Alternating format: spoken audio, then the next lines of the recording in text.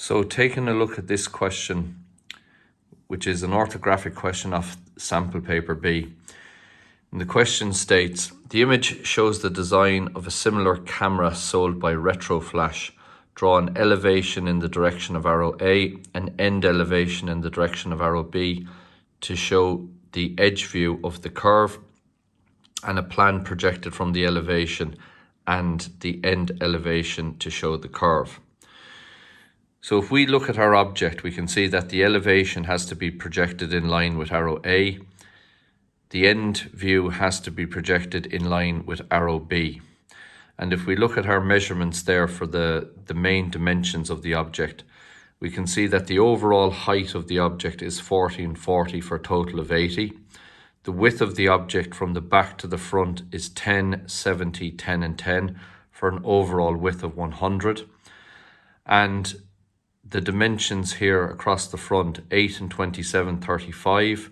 The 3 10s there bring us to 65, and another 35 adds up to 100. So the overall length across the front there is 100 millimeters. So to set up the drawing, we need to set up a rectangle in which our elevation is going to fit, the rectangle in which the plan is going to fit, and then project it up at an angle of 45 degrees, the rectangle in which the end view is going to fit. Because arrow B is pointing into the right-hand side, the end view will be projected to the left-hand side of the elevation. So we set up our elevation here, the plan directly underneath the elevation, and the end view projected over to the left-hand side of the elevation at an angle of 45 degrees. So to start the drawing, measure in 20 millimeters from the edge of the sheet. That'll give us this line, which is going to be the extreme right-hand edge of the elevation and plan. As we stated by looking at the measurements over, the length of the elevation is 100 millimeters. So you measure over 100 millimeters, and the height of the elevation is 80, 1440. So over 100 and up 80, and that's going to give us the rectangle in which the elevation fits. To start our plan, measure down 30 millimeters, just to have an area of separation between the elevation and the plan. And again, the width of the plan is 10, 70 and 10 for again another total of 100. So from here down to here, we measure 100 millimeters, and that gives us the setup of our plan. Then we project up at an angle of 45 degrees and bring up these lines, bring over the height from the elevation, and that gives us the rectangle in which the end view is going to fit. So that is the setup of the drawing.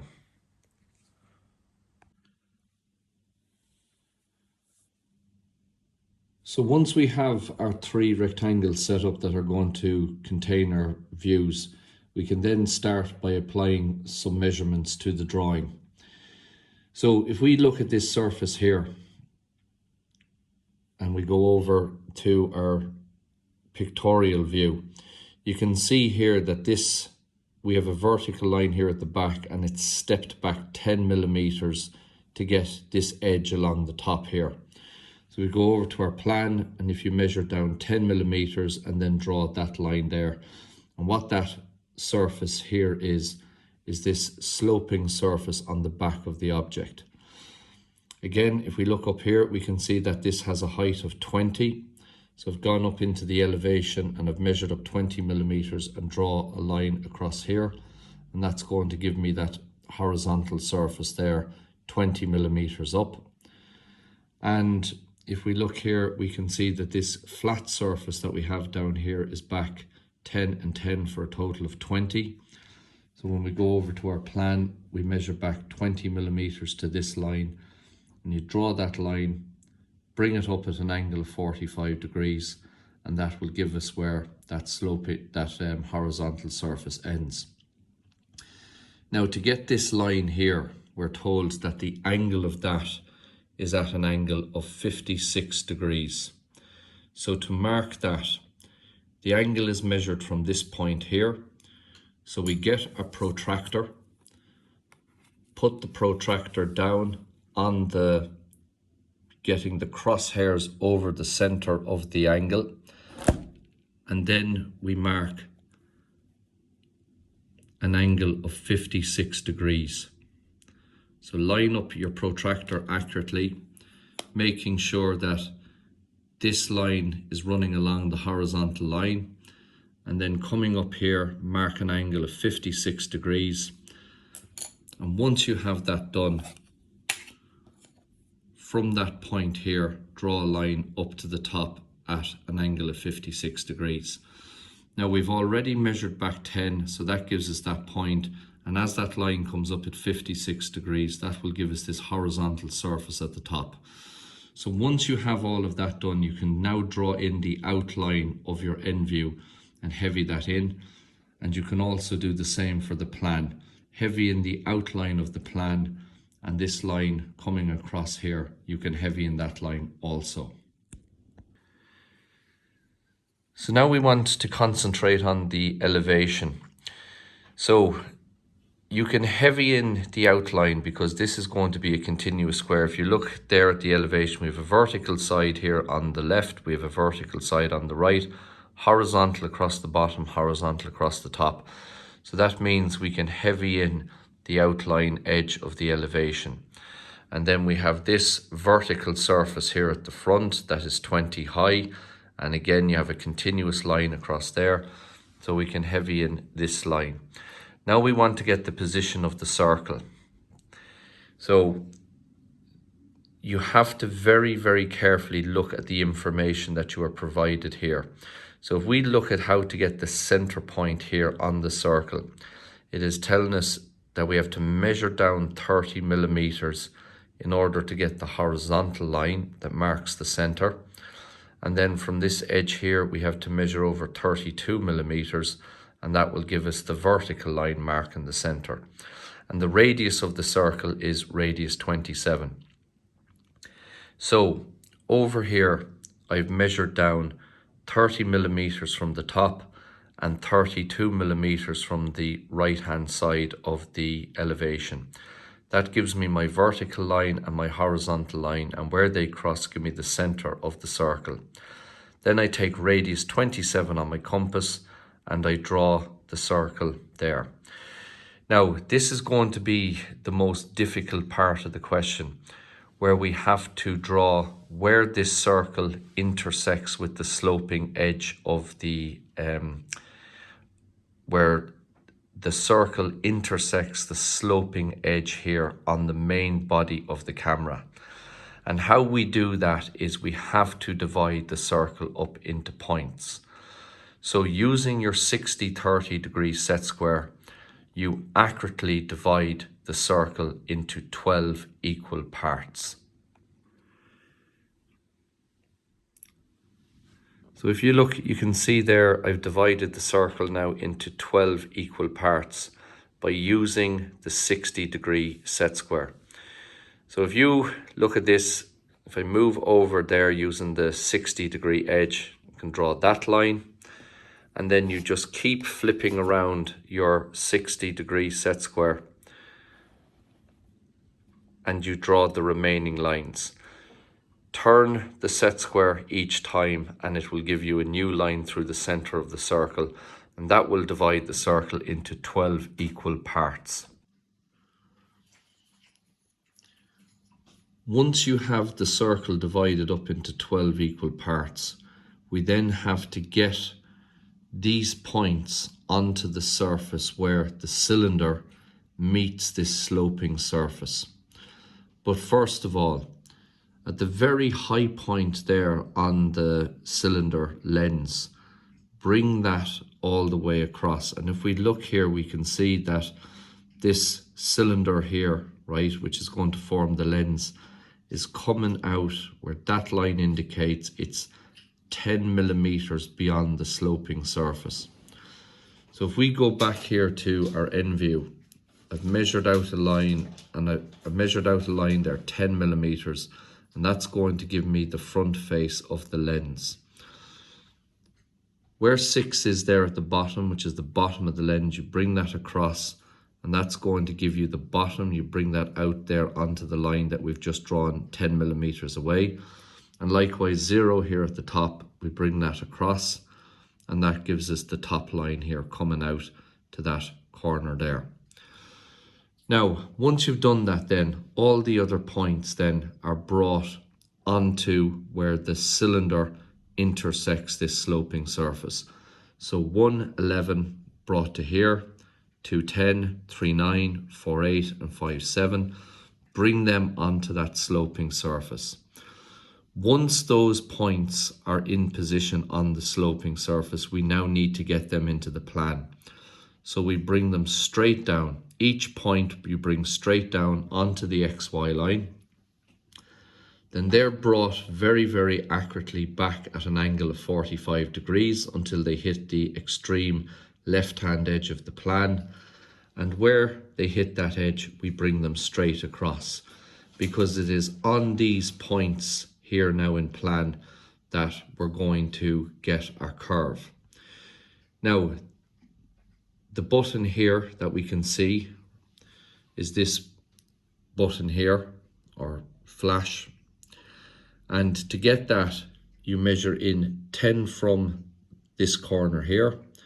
The button itself is 25 long, and it's in 10 from the back and 10. So in relation to that heavy line there, which is this the sloping surface here, and the heavy line is the edge of that, go up here into the end view. There's the point where the sloping line meets that horizontal surface. Drop that down, bring it back at an angle of 45 degrees, and that will give us this edge here. Then measure in 10 and 25. That will give you the length of the flash, and then from the back 10 and 10, draw that rectangle, and that completes that portion. So all these points from the elevation that indicate each of the points where the cylinder meets the sloping surface, bring them across onto the sloping surface, the line of intersection between the two. Where they intersect, drop them down back at 45 degrees and then into the plan. Finally, to complete the question. So we have brought down these lines from our end view and we've brought them across. Now what we do is we focus in on the elevation, and the position of all the points in elevation, you drop them down into the plan. So each point is found the same way. If we look at where 0 is, we bring 0 over, and you can see that 0 is right at that corner. You drop that down, bring it back at 45 degrees, and over it comes. And 0 is there in elevation, and when you bring that down, where those lines cross, give you 0 in the plan. And all of the other points, you have 11 and 1 are on that line. When we bring them over, 11 and 1 are on that line there. Drop them down, bring them across. 11 and 1 must be on this line in plan. But 1 is there in elevation, 11 is there in elevation. You drop them down, you get 11 here and 1 there. And all the other points are found exactly the same way. You bring them over here, bring them down and across, and then where they are in elevation, you drop them down onto the respective line here in the plan. And that will give you 12 points here in the plan.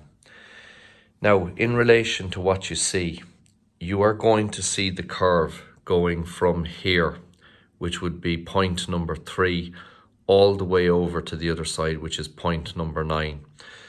So when we're talking about heavying this in, you are going to get a definite curve from 9 all the way around to 3, because this is the top curve that we can see intersecting with this sloping surface here. But after that, this is the widest point on the cylinder. After that, the curve is going in underneath, so you no longer see that. And that's why from 9 all the way around to 3, on the underside, this is a hidden detail line because you can no longer see that. So to get that curve, and that's where most of the marks for this question would be going because it is complicated, you divide up your circle in elevation into 12 equal parts and you index them. Bring them over onto the surface where the cylinder meets the sloping surface. Once you have them there, you drop them down back at 45 degrees and bring them across into the plan.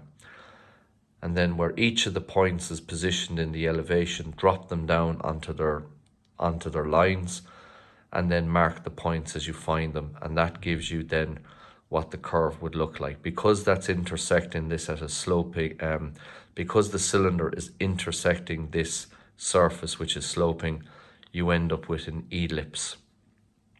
So here's your ellipse here in plan. Now to finish off the plan, we can see here that we have this design which is over 35, and then it's divided into bands of 10, and we have this stripe going across there like that. We also need to get where the front face of this cylinder here is in the plan.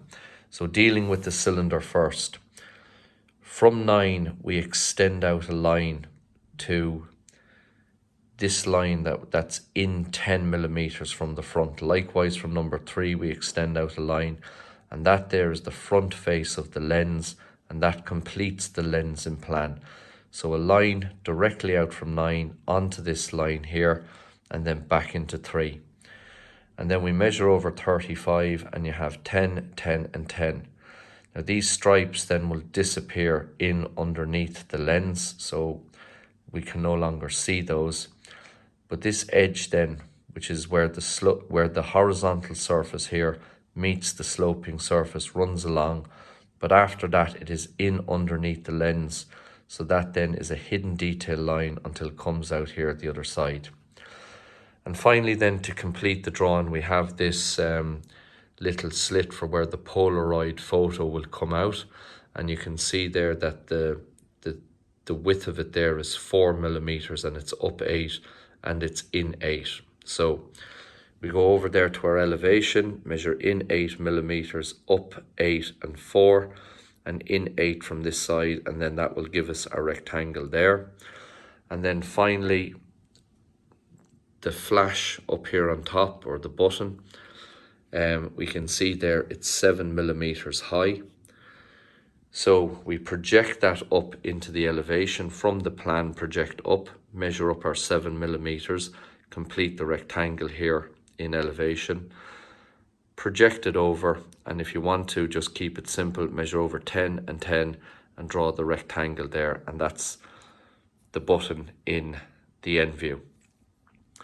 And just to complete the drawing then, you label your views: elevation, plan and end view, and that completes the orthographic view of that camera exercise.